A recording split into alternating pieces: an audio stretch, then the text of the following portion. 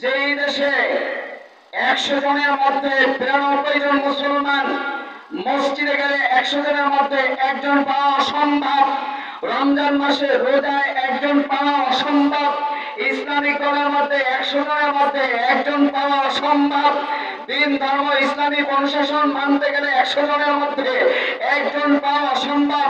সেই দেশে ইসলাম কায়েম হবে, এটা অসম্ভবের কথা, সম্ভব হতেই পারে না।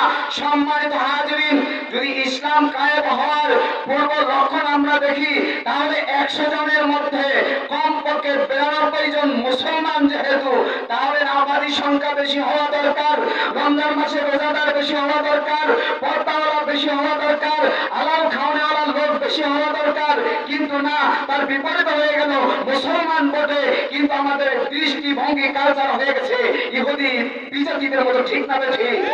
যদি আমাদেরকে বলা হয় তুমি কি মুসলমান, বলে হ্যাঁ আমি মুসলমান, বলে তুমি সুদ কেন খাও, ঘুষে কেন যাও, তুমি মিথ্যা কথা কেন বলো, সলসুদ্রি করো, হারাম কেন খাও, অনিসলামিক সংগঠন কেন করো, অনিসলামিক দল কেন করো, কোন মুসলমান হয়ে ইসলাম ব্যতীত অন্য কোন দল করতে পারে না।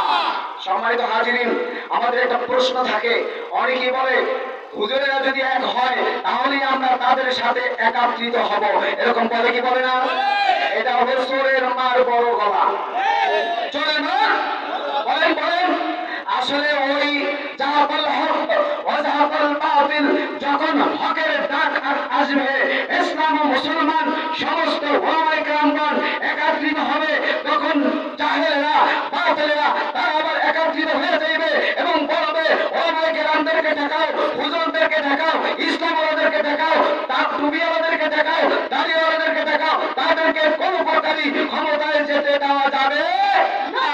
যখন হকের ডাক আসবে তখন অবশ্যই বাতিলেরা একত্রিত হবে কি হবে না? বলেন হবে কি হবে না? তাহলে যেহেতু আমরা মুসলমান, আমাদের ধর্ম ইসলাম, আমাদের সংবিধান আল কোরআন, তাহলে আমাদের দল হবে ইসলামী আন্দোলন বাংলাদেশ। আমাদের দল হবে কি? বলেন ইসলামী আন্দোলন বাংলাদেশ।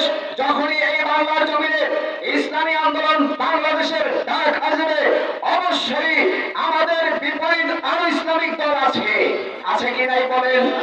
বাংলাদেশের মধ্যে ইসলামিক অনেক দল আছে, তার মধ্যে ইসলামী আন্দোলনের কথাটা অনেক দলের মুখ দিয়ে বের হয়, কথাটা বুঝেন নাই? অনেক আমাদের দল ব্যতীত অন্য ইসলামী দলের মুখ দিয়েও ইসলামী আন্দোলনের কথা কি হয়? বের হয়। হয় বেশি দূর নয়, এই ইসলামী আন্দোলন বলতে বলতে তাদের মুখ ধারা আমাদের কথা বের হতে হতে বাংলার জমিনে সমস্ত মুসলমানরা একত্রিত হয়ে ইসলামী আন্দোলনের বাংলাদেশের মাধ্যমে কালিমার পতাকা আকাশে হবে ইনশাআল্লাহ। সম্মানিত হাজিরিন, আলিমাবাদবাসীর পক্ষ থেকে, ইসলামী আন্দোলন বাংলাদেশের পক্ষ থেকে, এই আলিমাবাদবাসী যুব আন্দোলন, শ্রমিক আন্দোলন, ছাত্র আন্দোলন, ওলামায়ে পরিষদ সকলের পক্ষ থেকে অভিনন্দন, শুভেচ্ছা। আল্লাহ তাআলা আমাদের সকলকে ইসলামী আন্দোলনের একই পতাকার নিচে আমাদের প্রতীক হলো হাত পাকা, হাত পাকা, হাত পাকা। ইসলামী আন্দোলন বাংলাদেশের প্রতীক কি? হাত পাকা। আর হাত পাকার প্রতীকের দলের নাম ইসলামী আন্দোলন বাংলাদেশ। যদি কেউ বলে আমরাই ইসলামী আন্দোলন, আমরাই ইসলামী আন্দোলন, আমরাই ইসলামী আন্দোলন, কথাটা সঠিক নয়, বরং ইসলামী আন্দোলন বাংলাদেশের প্রতীক হলো হাত পাকা, আর হাত পাকার দল হলো ইসলামী আন্দোলন বাংলাদেশ। ওমা তৌফিক ইল্লা বিল্লাহ ওমা আলাইনা ইল্লাল বালাগ। আসসালামু আলাইকুম ওয়া রাহমাতুল্লাহ।